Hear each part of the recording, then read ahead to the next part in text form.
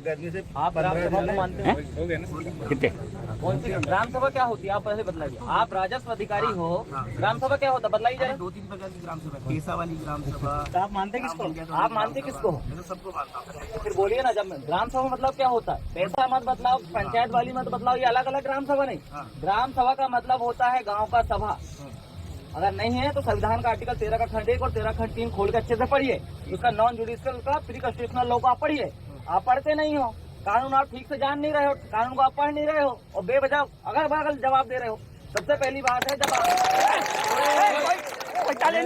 आपको ग्राम सभा ने क्या दिया? कोई नहीं बजाएगा। पहली बात तो एक चीज मैं आपको बदला देना चाहता हूँ। ग्राम सभा गांव के सार्वजनिक सामुदायिक रूप से ऑर्डर करती है, पर हमारी जो ग्राम सभा के लोग हैं इन्होंने आपसे चलिए ऐसा कुछ न करके आपको एक आवेदन दिया। क्या दिया? कि आपको अतिक्रमण हटाने के संबंध में आवेदन दिया। आपने क्या प्रोसीडिंग किया इसमें अभी तक?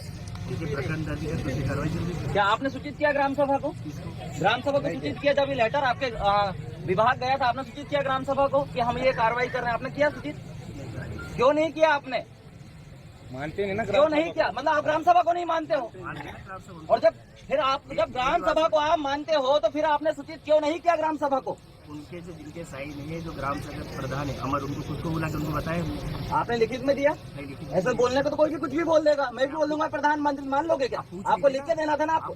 ये नहीं, आपका काम क्या है? जब ग्राम सभा आपको लिख के दी, हम भी बोल देते कि जाओ हुजूर जाके उसको हटा दो अतिक्रमण, आप मान लेते क्या? हमने आपको लिखित विधिवत दिया। आपका क्या काम था कि आप प्रोसीडिंग कर रहे हो तो आपको क्या करना था? कि हमको लिखित में देना थी कि हाँ हुजूर फलाना गांव में जो ग्राम सभा थी उसका प्रतिवेदन हमको मिला, उसके आधार पे हम लोग कार्रवाई कर रहे हैं। आपको सूचित करना है, पर आपने किया क्या? नहीं किया। मतलब आप ग्राम सभा के प्रोटोकॉल का उल्लंघन कर रहे हो। ग्राम सभा का जो non legislative sources of law का जो एरिया का जो कानून है, जैसे गैर विधायी स्रोत कहते हैं, कानून पढ़े हो? स्थायी विधायी स्रोत को आप मान रहे हो, प्रत्योजित विधायी स्रोत को आप मान रहे हो, अस्थायी विधायी स्रोत के आदेश निर्देशों को आप मान रहे हो, तो गैर विधायी स्रोत के आदेश निर्देशों कौन मानेगा?